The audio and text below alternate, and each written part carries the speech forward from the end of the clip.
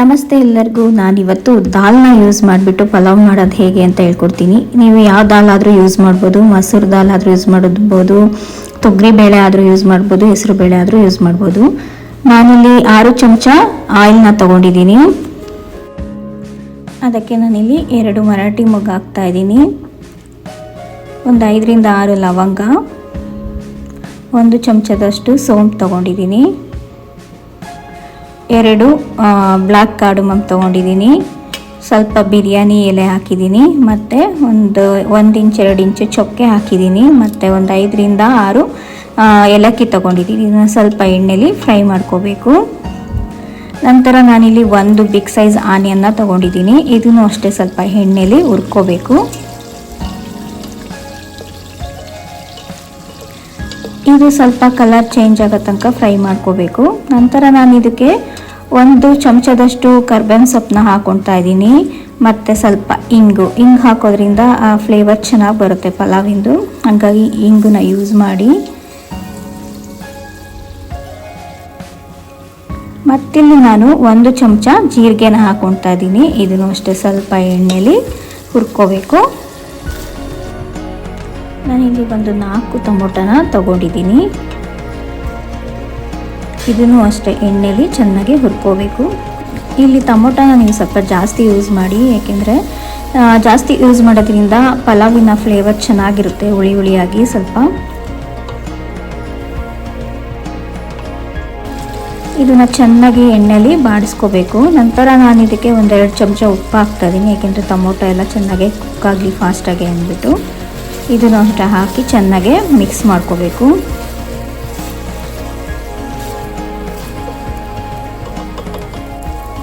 ನಾನಿಲ್ಲಿ ಒಂದು 6 ಗ್ರೀನ್ ಚಿಲ್ಲಿನ ಹಾಕ್ತಾ ಇದ್ದೀನಿ,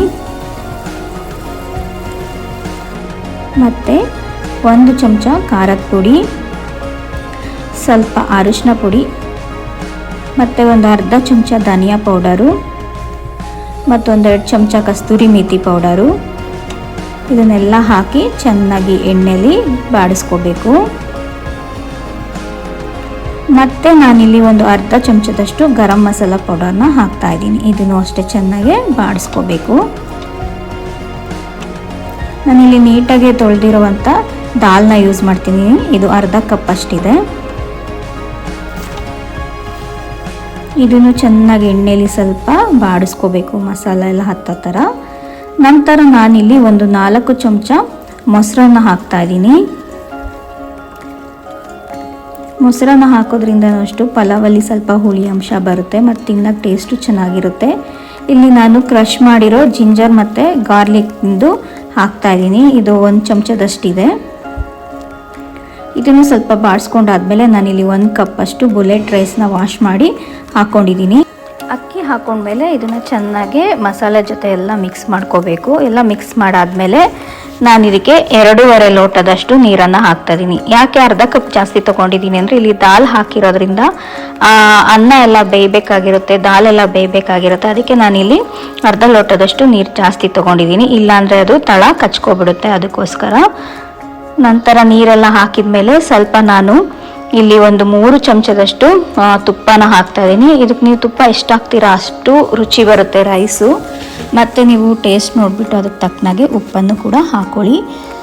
ಮತ್ತಿಲ್ಲಿ ನಾನು ಒಂದು 3 ಚಮಚದಷ್ಟು ಕೊತ್ತಂಬರಿ ಸೊಪ್ಪನ್ನು ಹಾಕಿದ್ದೀನಿ. ಮತ್ತು ನನ್ನ ಹತ್ರ ಒಣಗಿದ್ದು ಮಿಂಟ್ ಲೀವ್ಸ್ ಇತ್ತು, ಪುದೀನ ಇತ್ತು, ಅದನ್ನು ನಾನು ಸಹ ಇಲ್ಲಿ ಹಾಕ್ಕೊಂಡಿದ್ದೀನಿ ಸ್ವಲ್ಪ. ಇದೆಲ್ಲ ಹಾಕ್ಕೊಂಡಾದ್ಮೇಲೆ ಸ್ವಲ್ಪ ಅದು ನೀರು ಚೆನ್ನಾಗಿ ಕುದಿ ಬರಬೇಕು. ಕುದಿ ಬಂದಮೇಲೆ ನಾನೀಗ ಕುಕ್ಕರ್ನ ಮುಚ್ಚಿಬಿಟ್ಟು ನಾನಿಲ್ಲಿ ಒಂದು 3 ವಿಷಲ್ಸ್ನ ಬರೋವರೆಗೂ ಬಿಡ್ತೀನಿ.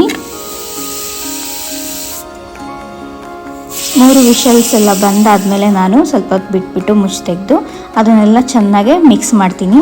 ಇಲ್ಲಿ ದಾಲ್ ಹಾಕಿರೋದ್ರಿಂದ ಸ್ವಲ್ಪ ಅದು ಅಂಟಂಟು ರೀತಿಯಲ್ಲಿ ಇರುತ್ತೆ, ಬಟ್ ಆರಿದ ಮೇಲೆ ಅದು ನಿಮಗೆ ಟೇಸ್ಟ್ ತುಂಬಾ ಚೆನ್ನಾಗಿರುತ್ತೆ ಮತ್ತು ಹುಡಿ ಹುಡಿಯಾಗಿ ಬರುತ್ತೆ.